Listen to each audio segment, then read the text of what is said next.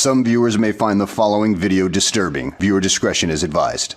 Hey everyone, welcome back to Board Games Unlocking. Keith and I are doing a discussion over Ivion, the season box. Specifically, Ivion, nope, not that one. It is the Falcon and the Snake. Ooh. Unfortunately, with the season box they sent me for season 3, I only got the one rulebook, so movie magic, I'll be putting the cover right over there. Yeah. Well, because this is the first game that we played of season 3, and I gotta say, strong start. Yeah, that's great.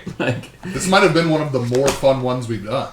I would agree. And it's actually really cool because they do have the season 3, and I can see. So season 1 was okay, I think they got something here, but some unbalanced matchups. Mm-hmm. Season 2 I thought was 2 out of the 3 were a strong start.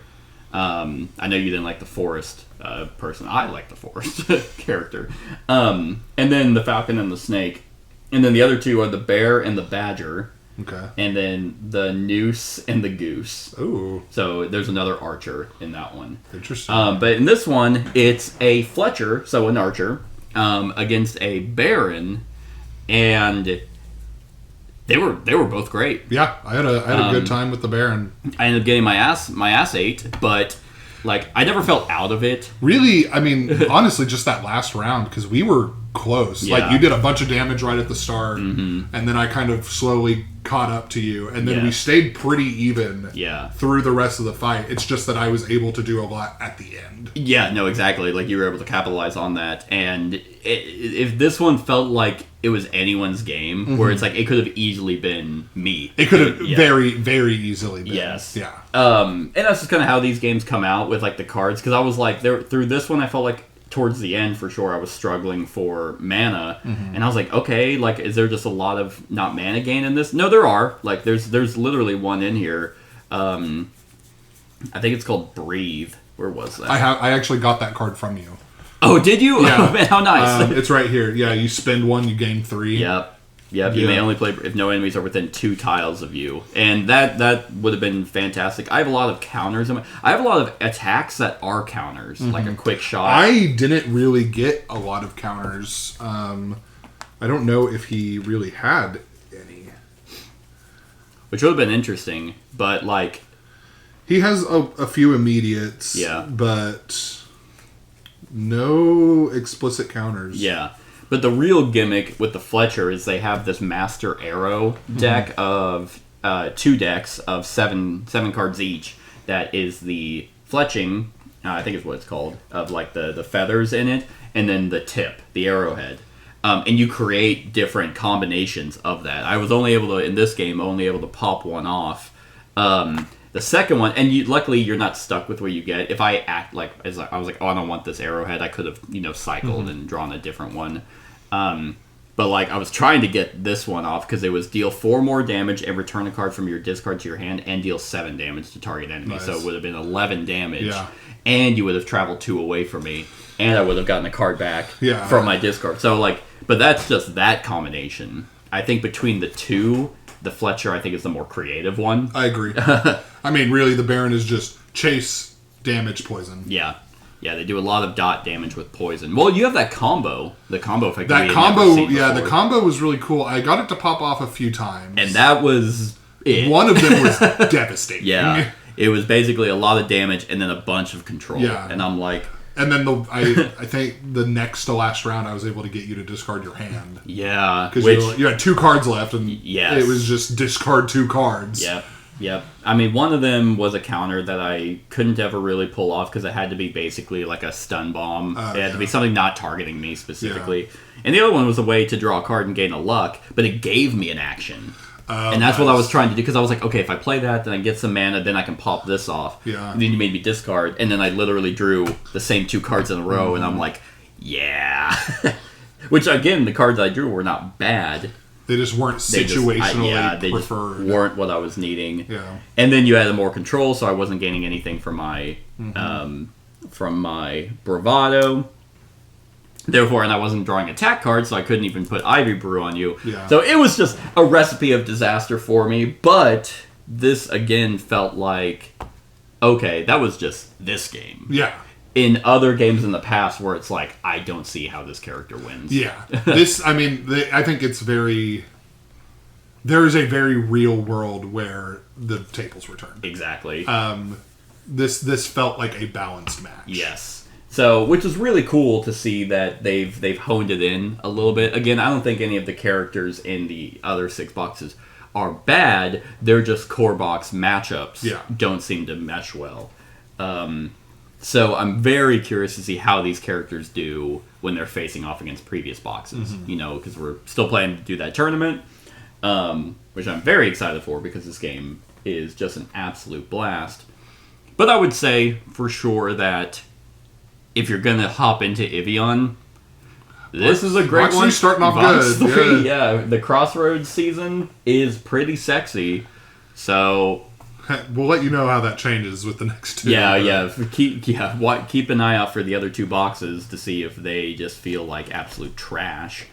But I don't know. I'm excited to see how the other 2 are, because each of them this is the only season that stands out of a theme. Yeah. This feels like Renaissance medieval times. Even though obviously it's all medieval times. This one's like real medieval. Like I'm Robin Hood. Yeah. My story was Robin Hood. You're the guy. I'm the evil baron. Yes. King George. Yes, exactly. Not King George. It's who was it? Because King George went off to war. Yeah. No, wasn't that? I don't remember. I don't remember who was in charge. Let's watch the Disney's Robin Hood and just be gleek and goon out to the furries. Yeah. It's like, man, Maid Marian kind of has me chubbed up. What happened? What are we talking about? Yeah. I just went into a haze. Yeah. So I'm not sure how the other 2 boxes are. But I will be a little disappointed if the Fletcher is the only one with this cool side deck. Yeah, that's neat. Yeah, where it's like everyone else is still different. Like I don't feel especially since there's another archer. Yeah, that's true. We'll see how they compare. I don't know what you were looking at. I was looking over to try to there's just a bunch of pop-ups. Oh, okay. Just a bunch of porn in the back. Dude, I think someone hacked your computer. What? No. That's a lot. Yeah, no, it's all mine. Where are those all coming from? They just keep appearing. Just a wall of hard drives, terabyte hard drive. Yeah, it's that. Anyway, because I think this is really neat. Some of my favorite characters, like in Aeon's End or other games, are characters with side decks. Mm-hmm. Don't know why. It's just a fun little thing. It's a fun gimmick. I mean, it's like the relics, The relic deck is fun because you get to pull special things. Yes. That others don't have access to. Yeah, and these are just all over the place. Like whenever I got to look at 3 of them, I got the one that gave me an issue because he stacked a bunch of poison, so I had to get rid of that. But the other one was Falcon, which became heroic and instant. So now I could shoot my master arrow off instantly. And then Phoenix, which was heal yourself 3 AP. But then there's Finch, which is just free of an action to play, just no ability. Robin, gain 2 luck. Nice. And Eagle, for each tile between you and the target, deal 2 more damage and stun them. Ooh. That's the get far away and shoot. Yes, and shoot, because it can go up to 4, 4 range. And then the arrowheads was Bodkin, deal 3 damage to target enemy, but it gains, I gain AP. Oathflake, deal 4 damage to target enemy if they're uncontrolled, silence 2. Sidewinder, deal 2 damage to target enemy, poison them twice. Ice Point, deal 5 damage, slow them. And then Reaper, deal 9 damage to target enemy. So, I mean, and it's a lot of, it's big damage and benefits. Oh yeah, and if you can just cycle for a combo that you think would be best for the situation. So this is just really cool. The combo, how many cards in your deck did have combo? That I drew, I think I did all of the ones that I drew.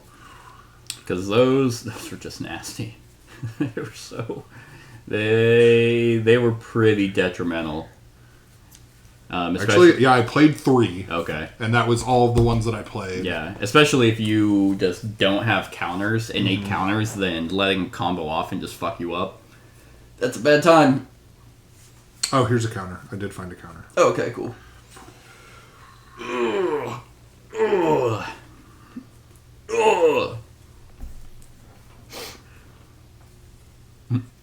three? Only three? Four. Four combos? I drew 3 of the 4. Okay. Yeah. And the spread for this game was 12-0. I mean, that's really not bad. Again, it was one. I did 6 damage and then 7 damage, so 13 damage in a turn. Yeah. That spread is very realistic. It really is, especially because it's like, okay, like 11 damage would have put you at 1 health in this game, and then maybe if you like don't do anything about the poison, then the poison just kills you off. The poison kills you, yeah. So yeah, I mean it's because we've had games of like almost full health to 0. Yeah. It's like, okay. I think we've always gotten into the flip on both characters. Yes. But there's definitely been ones where it's like, I just flipped you and you killed me. Yes, exactly.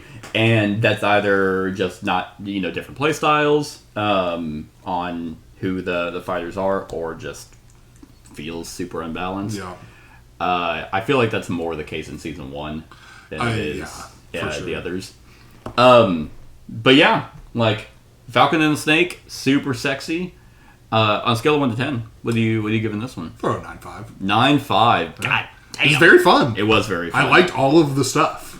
Yeah. And I won, so like... Yeah, I have to give it... Yeah, you're going to give it like a 3? Yeah, dude, I hated it. I lost, so I just inherently just have a bad time. Yeah. No, I'm actually at a 9. I think this is one of the best box sets to come out. Yeah, this was very fun.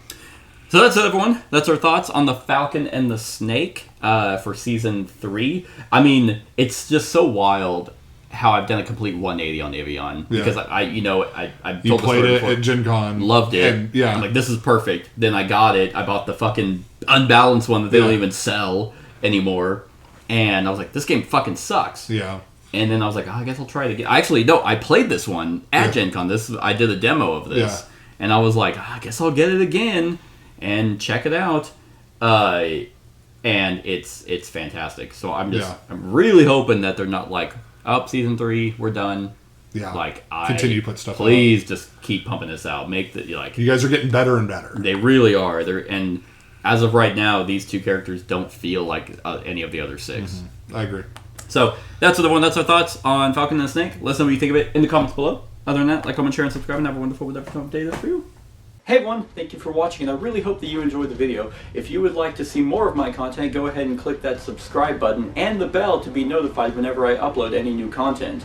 If you feel like supporting the channel, you can go ahead and click that Patreon link to be taken to my Patreon, and any help is truly appreciated. Other than that, stick around for any other run-throughs or reviews or cool top 10s or whatever I feel like putting on. Other than that, like, comment, share, and subscribe, and have a wonderful whatever time of day it is for you.